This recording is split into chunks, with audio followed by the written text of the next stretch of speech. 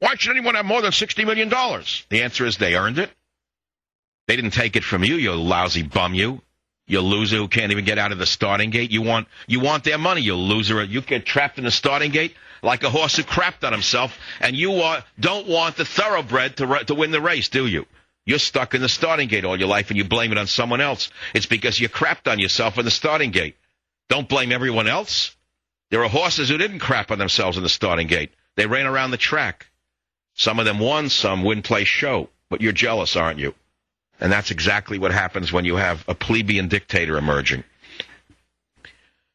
Let's go to the callers. Cindy and Modesto, welcome to the Savage Nation.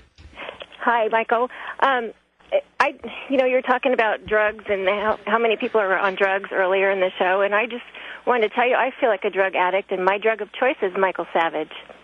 Well, maybe I should be outlawed because I'm addictive. They could declare me. Maybe. They could call the DEA on me and say that you are disseminating addictive speech, and therefore you're a threat to the government, and the hemlock will be coming from the government very shortly, and you'll have a choice to either drink the hemlock or go off the air. Oh, no, I'm going to miss you. I've been on vacation. I have to go back to work, but I'll get you. All right, well, take the radio and little earphones to work. Thank you for the call. Now, as promised, for my loyal listeners, I got a letter this morning from my lawyer in London that was sent to him on the 5th of August, 2009, from the Communist Socialist Labour Government of England that has put me in a list with murderers and terrorists simply for expressing myself. And I'm not going to read the whole letter to you, but listen to what this jerk in the government of Gordon Brown writes. Dear Sir, regarding Michael Savage, challenge to exclusion decision. And he says, we feel that his statements fall clearly within the terms of the unacceptable behavior policy. Now, I don't know what this policy is. We've never seen it. And then he says, your client, Michael Savage, must repudiate what he said. Listen to this. You're not going to believe it. Any such repudiation must be genuine and comprehensive, and persuade my client, meaning the government, that this is a true shift of position, in which case my client would be prepared to consider this. In other words, if I repudiate what I didn't say, they might take me off the list. They then go on to say, you make reference to an article in a Daily Mail on Sunday, July 19th, in which it was apparently reported that my client, meaning the government of England, was in the process of revisiting the question of the publication of excluded persons. My client has confirmed that there is no truth in the article and that the policy continues, as does the principle of disclosing the names of excluded individuals. Yours faithfully, Treasury Solicitors Department of the government of the United Kingdom. We don't know who that individual is. He's an unnamed hack in the government, again, repeating the big lie. So my lawyer writes back to him as follows. Dear Sirs, regarding Michael Savage, quote, you state in your letter that, quote, the statements which were cited in our letter dated July 109 were taken out of context. We disagree. And we note that you have not provided the context in which you say the remarks were made. Firstly, says my lawyer, there were no statements cited in your letter dated July 1. And he goes on and says, we assume you mean your letter to us dated May 29. Secondly, on the basis of what you state, we assume that your client is now confirming his concerns to Extract A in the 29th letter, in which there is only one statement which could conceivably be considered to relate to this issue. And then he says, in fact, the context of that extract was clearly explained at paragraph 11 of our letter to you, meaning he was trying to say that I never said what they claim I said. Indeed, in light of what was stated in that paragraph, where as well as explaining the context, we made it clear that Savage does not believe that it is right to kill any Muslims. It is simply outrageous that you suggest that either we or our clients should, quote, justify calling for the murder of Muslims, close quote. As we have made clear, that is not something our client would ever seek to do, which is true. I never said it.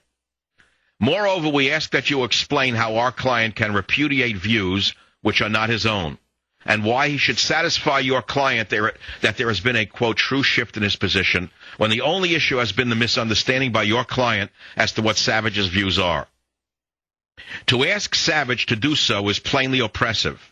We have explained to you that what his true views are, and have given you every assurance about his conduct if he were to come to the UK. And he goes on and on and on in a long letter, which he concludes with reference to the New Yorker article. And he says, we also wish to draw your attention to a profile of Michael Savage, which was published in the August 3rd edition of the New Yorker magazine, recently a copy of which we attached. As you will be aware, the New Yorker is one of the most respected magazines in the world and has over the years profiled many acclaimed artists, writers, and actors. We also invite you to listen to the audio interview with the author of the article, Mr. Kalefa Senna, on the New Yorker website. Mr. Senna's article has already received positive feedback for the New Yorker readership, and he cites some of the positive feedback. And he says, Mr. Senna is plainly independent and politically no natural supporter of the views of our client. Nonetheless, he has taken the trouble to carry out detailed research about Savage and formed a balanced view.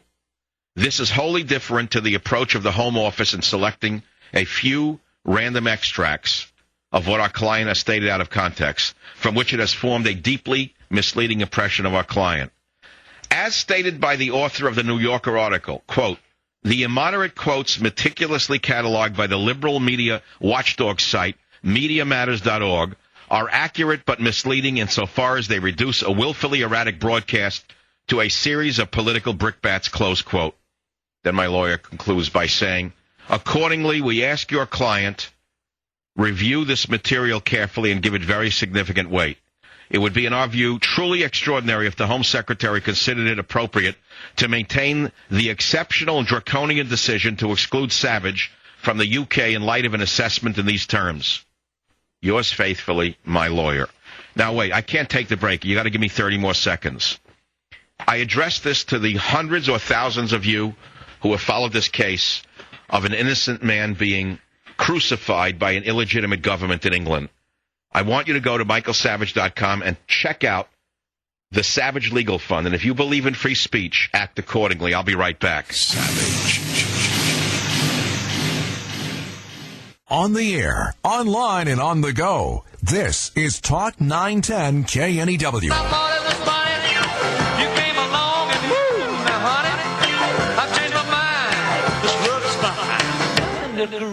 Great balls of fire. Just baby. So we've gone from the comic to the serious. As you can see, my crime was speaking for you. And as a result, the evil left-wing government of England, the so-called Labour government, which is really a socialist/communist illegitimate regime in England, has put me on a list of people who are not permitted to enter England, alongside people who have committed murder.